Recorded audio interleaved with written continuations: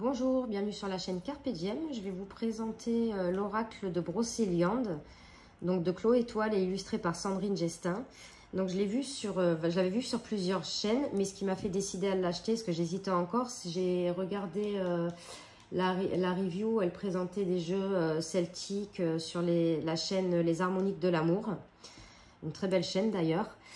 Et du coup, quand je l'ai entendu parler du livre, et ça m'a décidé à l'acheter. Donc du coup, j'ai fini par l'acheter hier et je vais vous le présenter. Donc, hop. Alors en plus, j'habite dans une petite, chez ma fille dans une petite ville. Donc il y a deux petites librairies et c'est vrai qu'on n'a pas beaucoup d'oracles. Et comme par hasard, il y était, donc je me suis dit que c'était un signe. Donc il est dans une boîte dure comme ça aux éditions Grancher. Il est au prix de 29 €. Bon, c'est vrai qu'il est un petit peu cher, mais bon.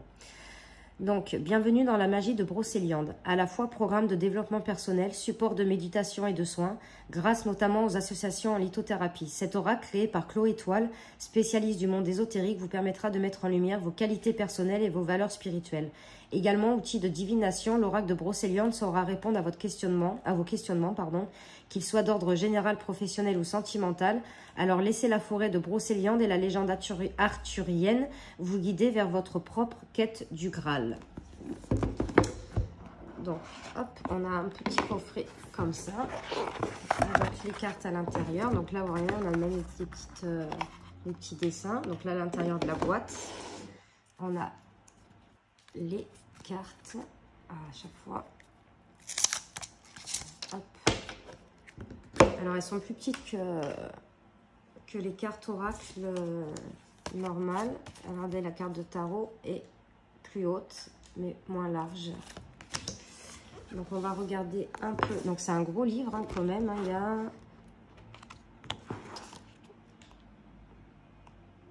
270 pages. Donc, il y a pas mal.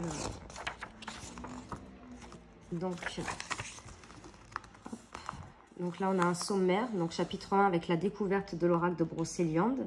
Le chapitre 2, la composition et le fonctionnement. Le chapitre 3, les cartes et leur signification. Le chapitre 4, méthode de tirage. Et après, on a une conclusion avec un tableau récapitulatif des correspondances pour aller plus loin et les illustrations de Sandrine Gestin. Donc là, on vous parle mon histoire et la création de l'oracle de Brocéliande. Donc là, elle explique certainement comment elle a créé cet oracle. Brocéliande, on a la légende arthurienne, donc ça c'est bien. On a le Graal et le chapitre 2, composition de l'oracle.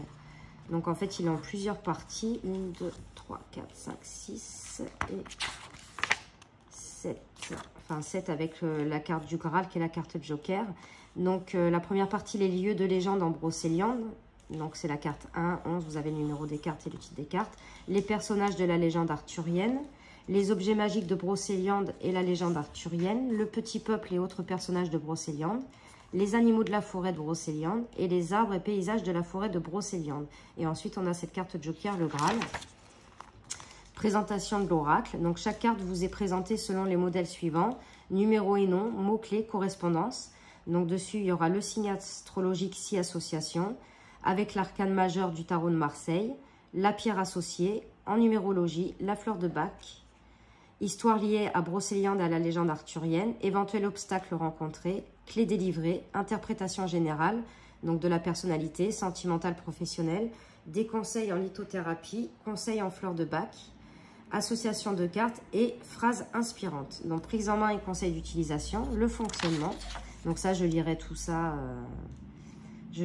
Donc là, on a les arcanes majeurs du tarot et la carte oracle de Brocéliande. Donc le battleur, ça sera le palais de Viviane et ainsi de suite. Donc là, c'est toutes les arcanes majeures. Donc le mât, il est en dernier puisqu'on vous parle bien du tarot de Marseille. On a le programme du développement personnel. Donc, il a l'air vraiment d'être complet. La quête du Graal. J'ai hésité énormément et quand j'ai regardé sur la chaîne Les Harmoniques de l'amour, et du coup, ça m'a décidé. Donc, vous avez des petits exemples, l'outil de soin, les fleurs de Bach.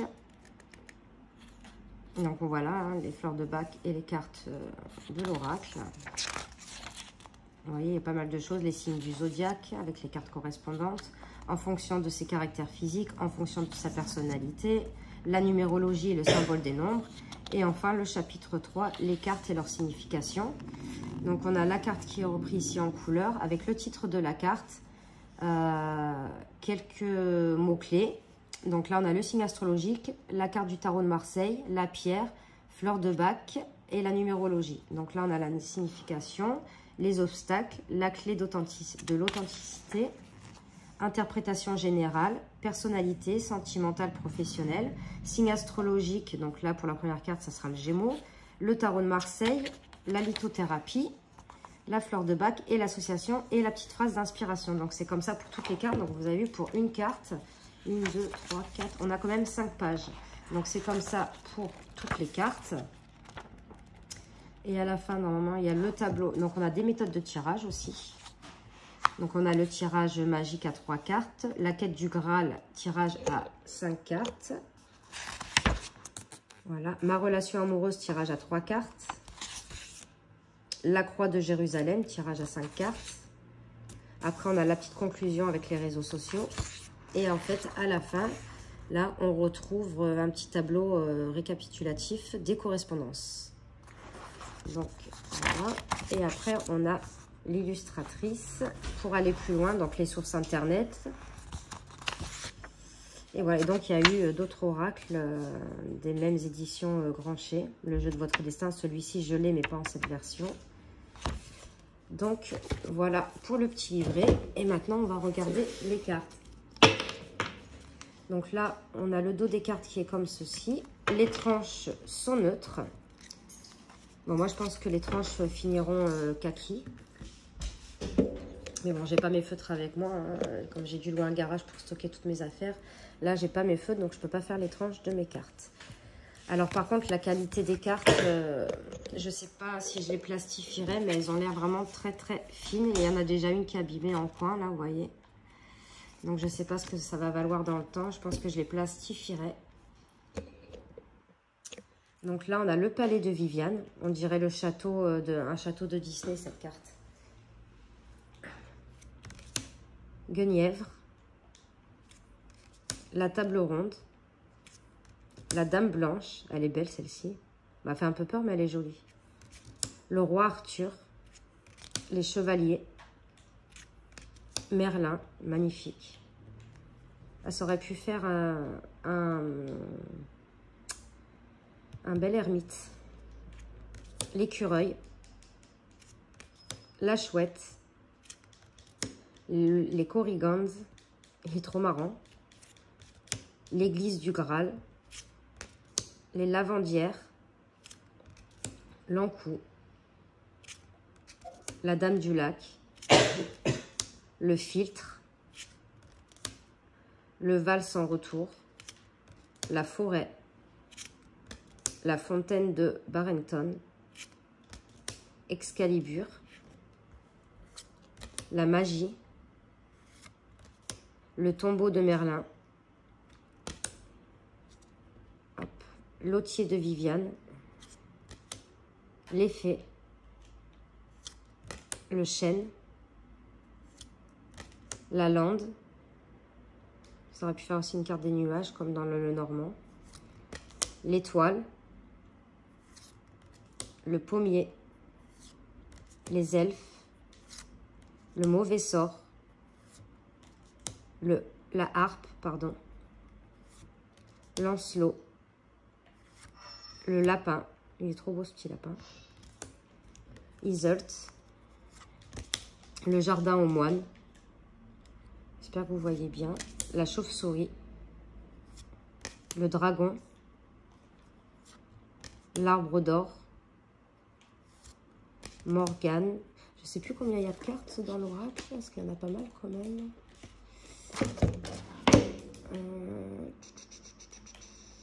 53 cartes.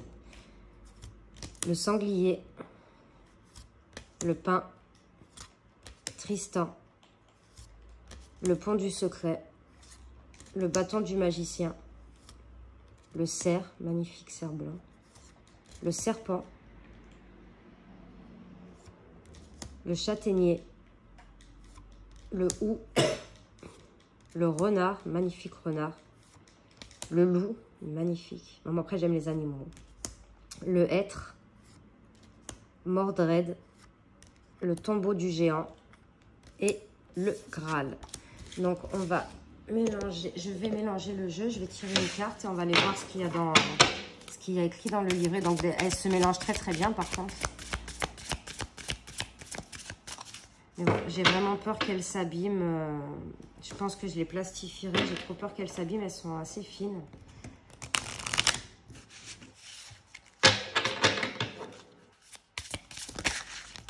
Hop, on a le sanglier. On va prendre cette carte aussi.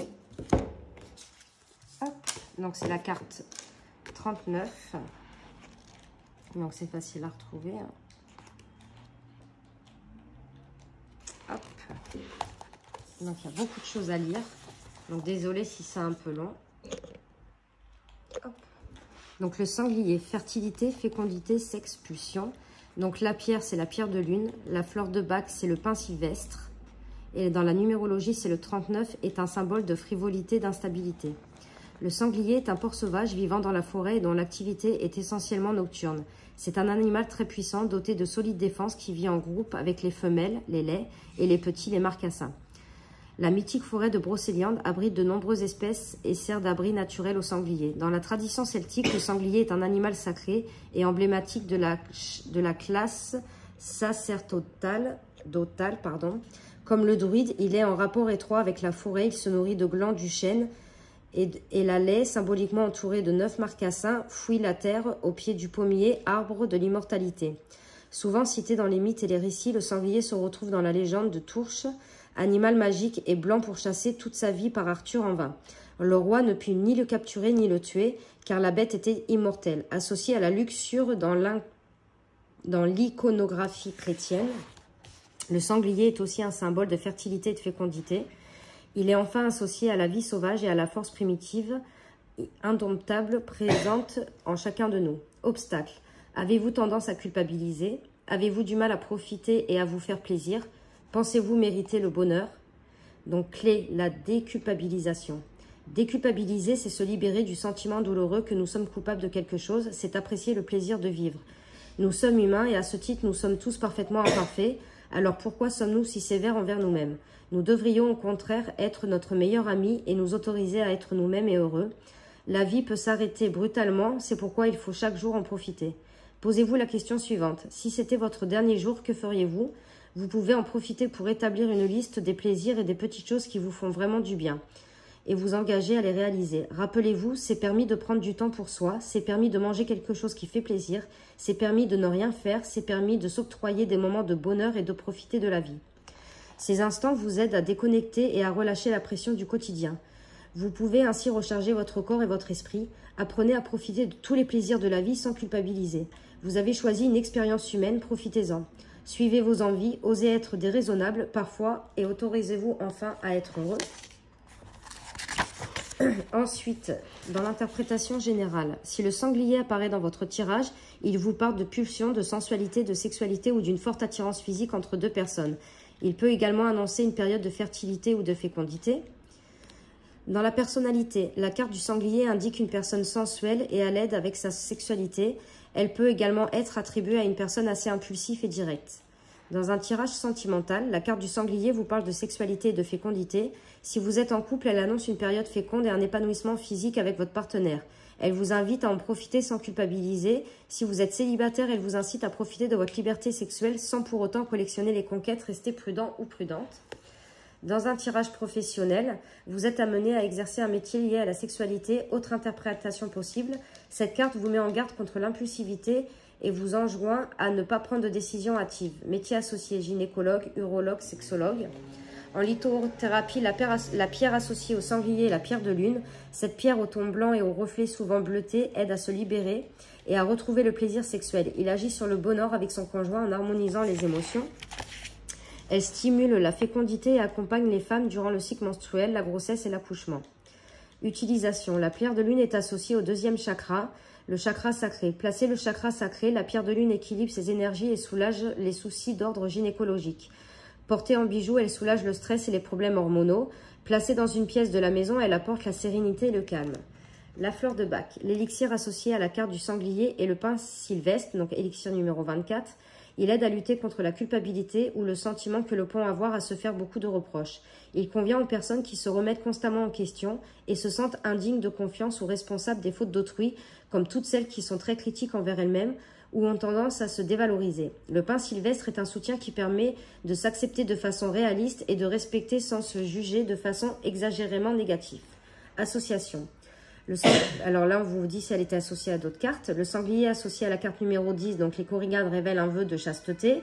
Associé à la carte 16, le val sans retour, il prévient d'une relation extra-conjugale. Et enfin, associé à la carte 25, la lande, il annonce une stérilité. Donc la petite phrase d'inspiration, je te rappelle que tu as choisi de vivre une expérience humaine. Je t'invite donc à laisser entrer le plaisir dans ta vie sans culpabiliser. Donc voilà pour le message de la carte du sanglier.